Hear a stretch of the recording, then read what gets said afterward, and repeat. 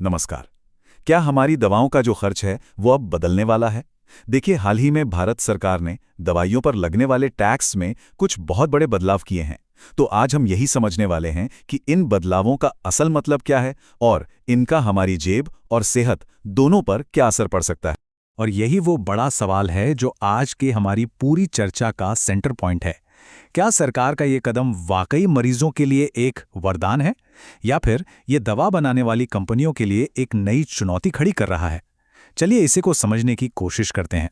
तो हुआ यह है कि भारत की जीएसटी काउंसिल ने हेल्थ केयर को और किफ़ायती और एक्सेसिबल बनाने के लिए कुछ बहुत बड़े कदम उठाए हैं।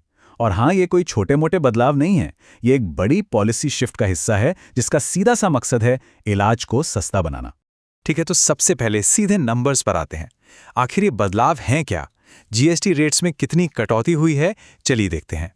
तो सबसे बड़ी खबर यह है, ज्यादातर दवाइयों पर जीएसटी की दर को 12% से घटाकर सीधा 5% कर दिया गया है।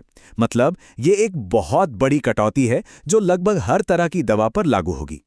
और इससे भी बड़ी बात जो वाकई में ध्यान खींचती है वो ये है कि 36 क्रिटिकल मतलब जीवन रक्षक दवाएं जैसे कि कैंसर और रेयर डिजीजेस के इलाज में जो इस्तेमाल होती हैं उन पर से जीएसटी पूरी तरह हटा दिया गया है।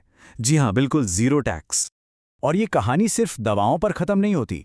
जो मेडिकल डिवाइसेस हैं जैसे ग्लूकोमीटर हो गए या दूसरे सर्जिकल इक्विपमेंट जिन पर पहले 18 या 12% तक का टैक्स लगता था, अब वो भी सिर्फ 5% जीएसटी के दायरे में आ गए हैं। तो चलिए अब सिक्के के पहले पहलू को देखते हैं।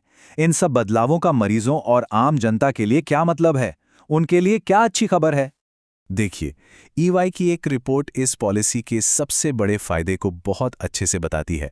इसका सीधा सा मतलब यही है कि इलाज का खर्च घटेगा और जो ज़रूरी दवाइयां हैं वो ज़्यादा से ज़्यादा लोगों तक पहुंच पाएंगी। यहाँ पर उन 36 दवाओं में से कुछ के नाम हम देख सकते हैं जिन पर अब कोई टैक्स नहीं लगेगा। हमें एक एक नाम पढ़ने की ज़रूरत नहीं है, पर यह समझना ज़रूरी है कि इसमें कैंसर जैसी गंभीर और लंबे समय तक चलने वाली बीमारियों का इलाज शामिल है। जाहिर है, इससे बहुत से लोगों को एक बड़ी राहत मिलने वाली है। तो असल में इसका मतलब क्या हुआ एक परिवार के लिए? मतलब ये है कि अगर कोई परिवार किसी क्रॉनिक बीमारी, किसी लंबी चलने वाली बीमारी से जूझ रहा है, तो उनके लिए महीने का जो दवाओं का खर्च है वो अब कम हो जाएगा। ये एक सीधी सी राहत है। लेकिन जैसा कहते हैं, हर सिक्के के दो पहलू होते हैं। तो चलिए अब कहानी का दूसरा रुख देखते हैं और ये समझने की कोशिश करते हैं कि दवा बनाने वाली कंपनियों के लिए यही बदलाव एक सिरदर्द क्यों बन गए हैं। तो यहाँ कहानी में एक बड़ा ट्विस्ट है। जहाँ एक तरफ मरीजों के लिए ये बहुत अच्छी खबर है, वहीं दूसरी तरफ जो कंपनियां ये दवाएं बनाती हैं उनके लिए ये मामला इतना सीधा नहीं है, बल्कि एक जटिल पहेली बन गया है। तो मोटे तौर पर देखें तो कंपनियों के सामने ये 4 बड़ी चुनौतियां हैं। पहला, उनके वर्किंग कैपिटल यानी कैश फ्लो पर दबाव। दूसरा, जो पुराना स्टॉक पड़ा है उसका क्या होगा। तीसरा, राज्य सरकारों से मिलने वाले इंसेंटिव में कमी। और चौथा और सबसे पेचीदा, इन्वर्टेड ड्यूटी स्ट्रक्चर। और ये समझना जरूरी है कि अगर इन मुश्किलों को हल नहीं किया गया तो इसका असर आगे चलकर दवाओं की सप्लाई और नई रिसर्च पर भी पड़ सकता है।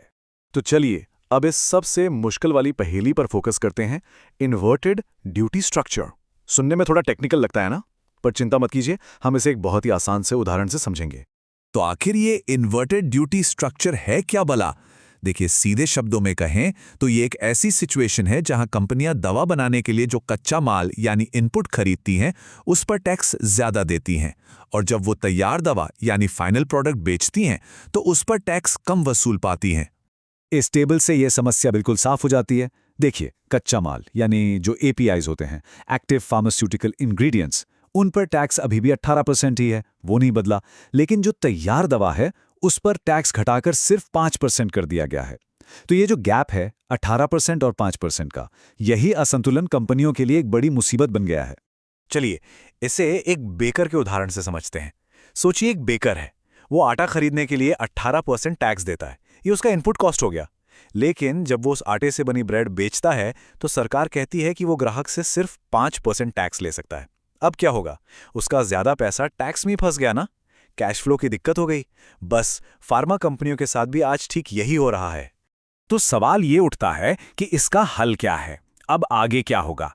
चलिए देखते हैं कि इस स्थिति को ठीक करने के लिए इंडस्ट्री और सरकार दोनों को क्या कदम उठाने की जरूरत है।